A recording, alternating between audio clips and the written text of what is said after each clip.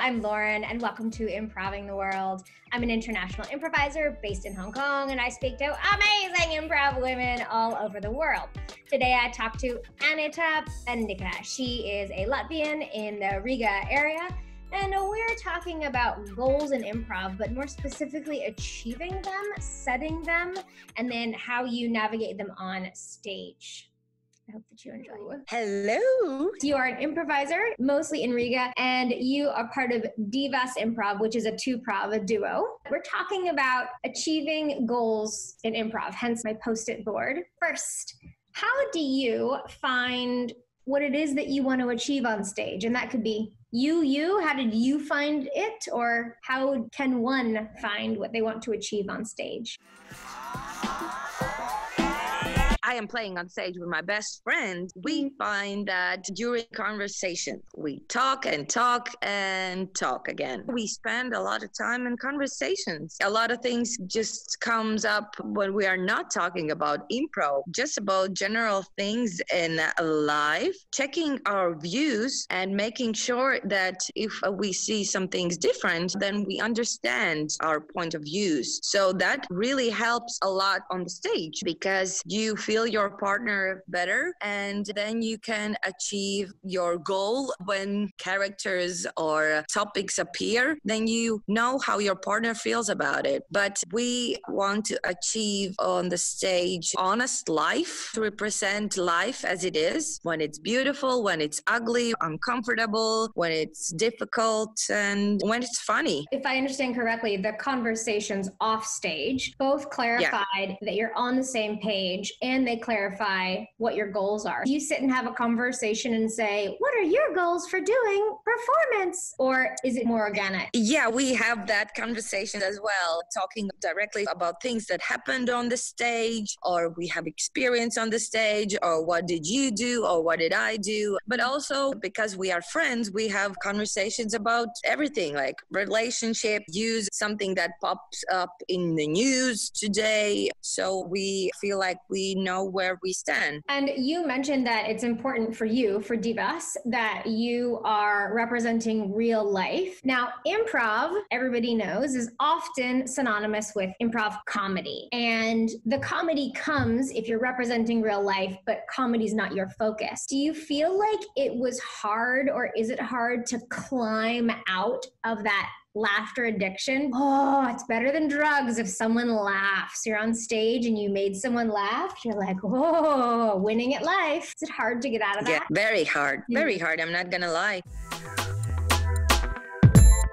People laugh in our shows. Yes, we definitely feel when we are going for that joke that doesn't do anything for the scene. It's very nice to feel that people are laughing because of the events that are happening, not because of jokes. And then they are laughing about honest life. Like when we are playing an awkward dating scene, there are no jokes. They're just laughing about that awkwardness that they have experienced as well. When you don't know where to put your drink and how to cross your legs, and your legs are too long for sitting, and you keep looking at your stomach, which is too big, and you're trying to suck it in. Those little things. And when you laugh, when you recognize yourself in real life, then it's good and it's fine. And I don't think you have to push away from that, as long as you keep moving that story forward and doing those characters justice. As you do more of this authentic improv, are you finding that there is an addiction with that as well? Doing really good, truthful performance and eliciting other emotions of fear and excitement and surprise from the audience? Yes, it's better. It's better. It gives more satisfaction because you build something for that to come out. You put more emotions, more story in it. It's definitely better than just to say a one-line joke and to get a quick laugh. It's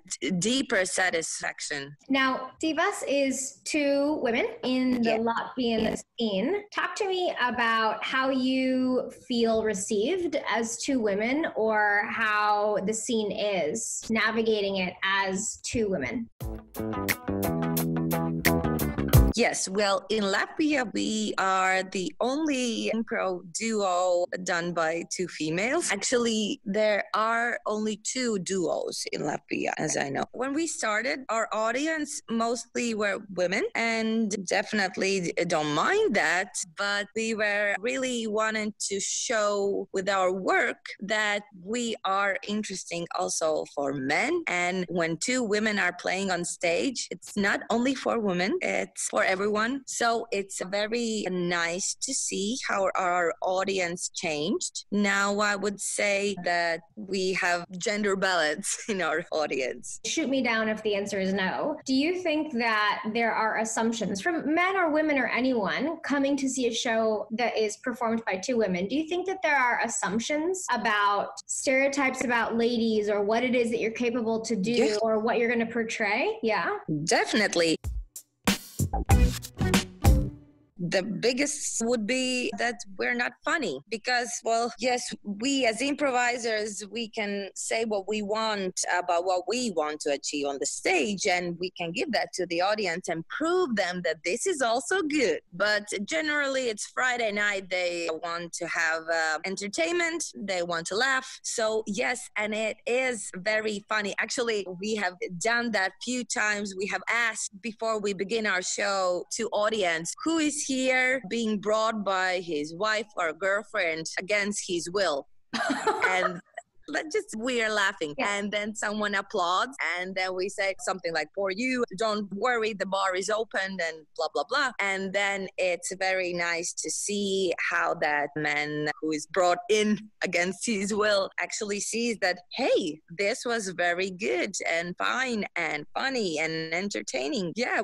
Women can be funny and entertaining and do a show. Yeah, you may feel this. This is how I feel, not about my womanhood, but I have this reaction when people who are my friends come to a show and afterwards they say to me, that was really good. They're surprised that it was good. I'm like, you think I get up on stage and I do this all the time and have been for 20 odd years just to stroke my own ego? So this idea that people come like just to be nice to you and they're like, wow, you don't suck. I have experienced that, but I don't have that eek because I'm also very surprised when we're good. I'm like, yay, we don't suck. We're not there yet, but yeah, I know what you mean. It's funny. Yeah, I just laugh about that. Someone came to see our show just because they want to support us, but also a little bit pity us. And then to see that person feel like, wow, I'm definitely bringing friends next time. It's good. And I'm like, yeah, spread the word. You can use my line if you want. I always say, just tell your 50 best friends. Yeah, definitely stealing that. Being up on stage and the fact that you are women and that there are these stereotypes or assumptions either about women that you're going to portray or about the fact that you are women. Are there other stereotypes in the Latvian scene that you challenge when you are performing? Yes, definitely. We would like to do that more, but we still have a lot of work to do because we are working with our own stereotypes, fear, and our own ways how it's been done before. But yes, definitely. So we have played the same-sex couples on stage, just trying to do those characters justice and not to make a scene about that. Because it's often in Latvian improv scene that gay characters only appear on the scene to be very stereotypically funny and it doesn't say anything about that character's world other than he's gay or she's gay. Mm-hmm. So we definitely want to change that and we're trying to do that. And also about gender roles. We are trying to, to turn that topic around, like what women do and what men do. We played a wedding scene, like 10 minutes before wedding, where we were playing reversed stereotypical roles. The bride was super chilling out with her friends, and the groom was emotional, stressed about all the little things because in Hollywood movies, you know the drill. The bride is the crazy one and the groom is chilling with his friend, and we did that reverse. We try to challenge ourselves with gender roles as well. When you're having your conversations with your co-performer, do you say, this is really on my mind, I'm going to try to find a way to integrate this? Or do you not have any agenda and you don't do that? You just, if an opportunity comes up, if the moment is right, you go into territory where you're trying to approach things or change the ideas and stereotypes? We definitely wait for the chance. We have general topics that we want to. We are not going on stage wanting to push same-sex couple into the scene. But if there's an opening for that, we are definitely going to do that. But because when we are putting like agenda, that somehow freezes us and then it's not working for us. So we have those conversations off stage about things that we want to do and how we want to do. When we go on the stage, we just hope that everything that we talked about will work their way into the scenes. And if it doesn't, and if we do something against that, then we talk about afterwards, sometimes loudly. Okay. And now the best part. What are your words of wisdom? If you could speak to the younger version of you, the improv community, or just generally people creeping around on the internet who have never tried improv, what do you want folks to know? What are your words of wisdom?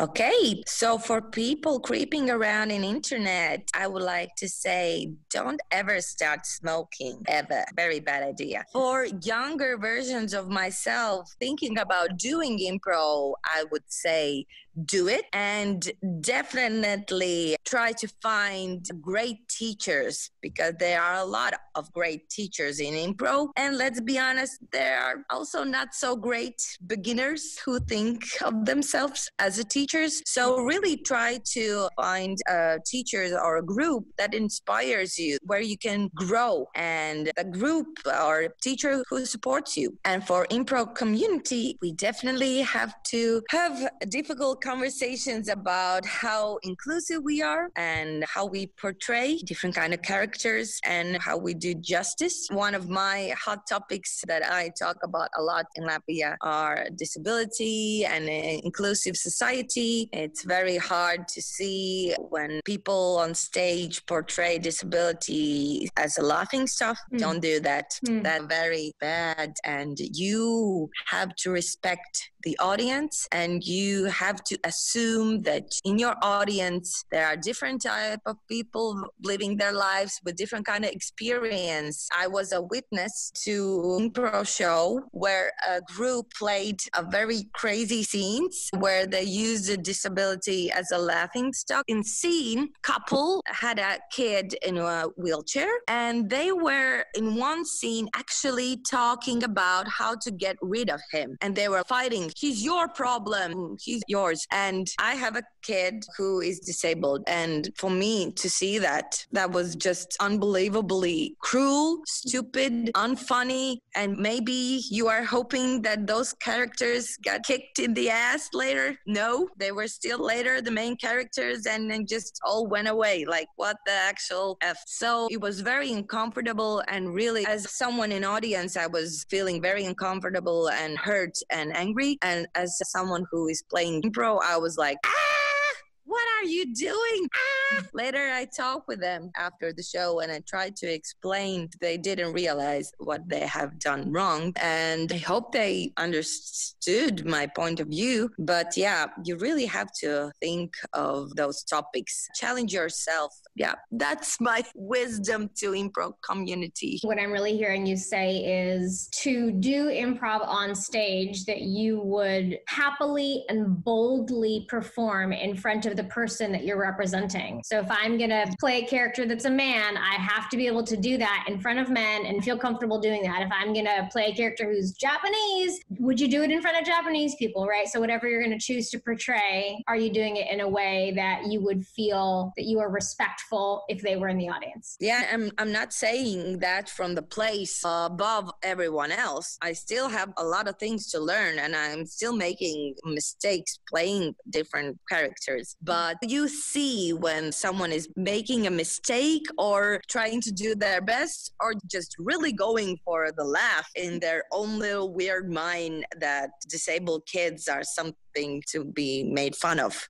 Yeah. No, thank you. Finally, if people are in countryside Latvia, or if they're going to be in Riga and they want to see a show, if there are workshops or festivals on that you're going to be part of, how can people find you to watch you or support you or to buy you, like a really big Latvian beer maybe? We would definitely appreciate that. We are still in Corona scene right now. So the best way how to contact us is through Facebook page, Divas Improvizācijas Theater. Well, that's in Latvian, but Divas should find you. You can follow us on Instagram as well. We post any updates that we have there and any news and maybe some cringy jokes. We're just waiting for the green light to play again. We really miss that. Someday people will see each other again in real life and people will flock to Riga and throw money at you. Yeah, when the borders will be opened again. Oh, baby. All right. Well, thank you so very much for your time and your thoughts and your perspective. I really, really appreciate it. Thank you. Thank you. All right, everyone. This is Improving the World. I'm Lauren, and there's more where that came from. Bye. Thanks. Did you love the video? If you did, please say kind and wonderful things in the comments down below. And of course, you can subscribe if you're feeling a bit sassy and look for more Improving the World. Thanks.